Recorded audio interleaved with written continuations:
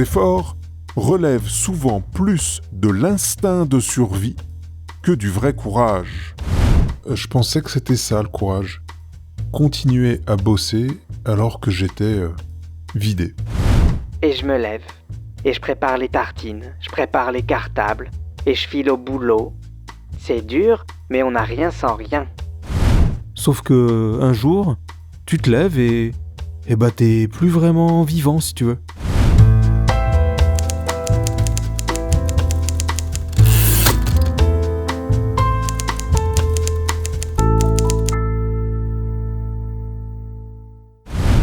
D'une façon générale, le courage est une vertu qui nous pousse à aller dans le sens de ce qu'on sent nécessaire, alors qu'une part de nous ne voudrait pas y aller. Le courage? Tu m'aurais posé la question il y a 6 mois, je t'aurais parlé du courage que j'avais quand j'étais manager. Décider, assumer, motiver, relancer, tenir. Toujours tenir. Comme tu es courageuse. Ah oui, ça je l'entends souvent, ça. Et c'est vrai que c'est pas facile. Je peux vous dire que il faut du caractère pour tenir. Le courage, moi j'en ai beaucoup, mais c'est mon courage à moi si tu veux. Moi mon courage, il est pas dans travailler à 200% tous les jours si tu veux. Moi mon courage, c'est plutôt de rester assis quand tout le monde s'agite, tu vois. À l'origine, le mot courage vient du latin cor, qui veut dire le cœur. Le courage, c'était la force du cœur face au danger, la force des chevaliers, des soldats, qui avançaient malgré la peur.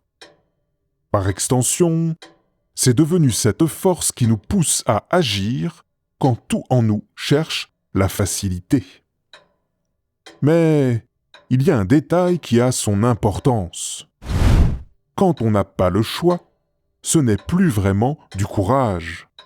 Le courage suppose une part de liberté, celle de pouvoir agir autrement. Si la contrainte décide à notre place, il n'y a plus de courage, seulement de la peur, de l'habitude, de la soumission. Certains soldats, à une époque, avançaient parce qu'on leur tirait dessus s'ils reculaient. Ce n'était pas du courage, mais de l'obéissance, de la peur. Quand j'étais manager, je suis allé voir mon médecin parce que je dormais mal.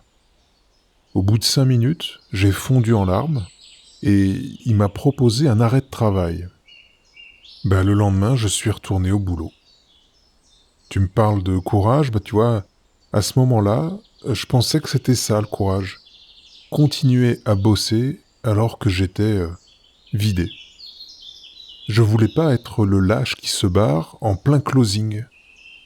Il fallait tenir, toujours. Tenir. Être un employé modèle. Bon, et puis, j'ai revu mon médecin 6 mois après. J'en pouvais plus.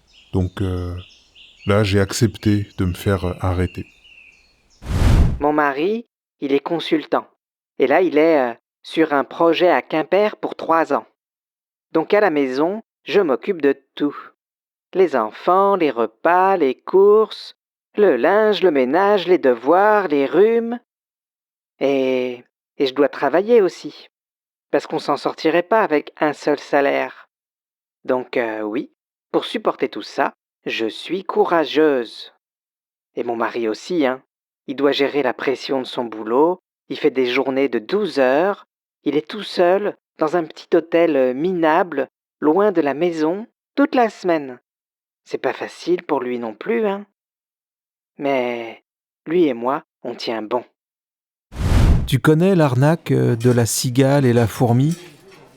La morale de la fable, c'est que la cigale, elle est nulle, tu vois. Tu chantais « Oh, j'en suis fort aise ». Et maintenant, tu vas crever car la bise fut venue. Sauf que ce qu'on dit pas, tu vois, c'est que la fourmi ouvrière, elle a une espérance de vie de plusieurs années alors que la cigale, elle a une espérance de vie de quelques semaines. En été, tu vois. Eh ouais. C'est ça l'arnaque de la fable, tu vois. La cigale, elle va pas crier famine chez la fourmi, sa voisine, qui est si courageuse et prévoyante. La cigale, en hiver, elle est déjà morte, tu vois.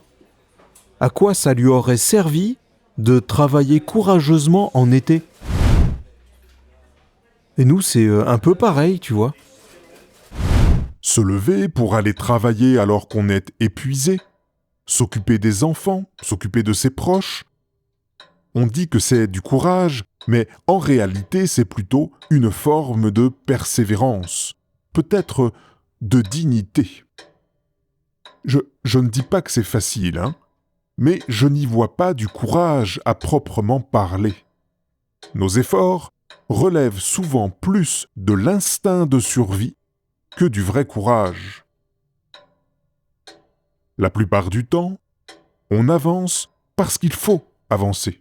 C'est juste la vie qui nous pousse. Si on s'arrête de pédaler, on tombe. Pour moi, le vrai courage se manifeste autrement. Et là, mon médecin m'a dit un truc bizarre. Il m'a dit qu'il fallait que je me repose et que je sois courageux. Non mais depuis quand il faut être courageux pour rien foutre? Zéro pression, zéro objectif? Et puis j'ai compris. Quand t'es tout seul toute la journée, ça cogite, tout remonte.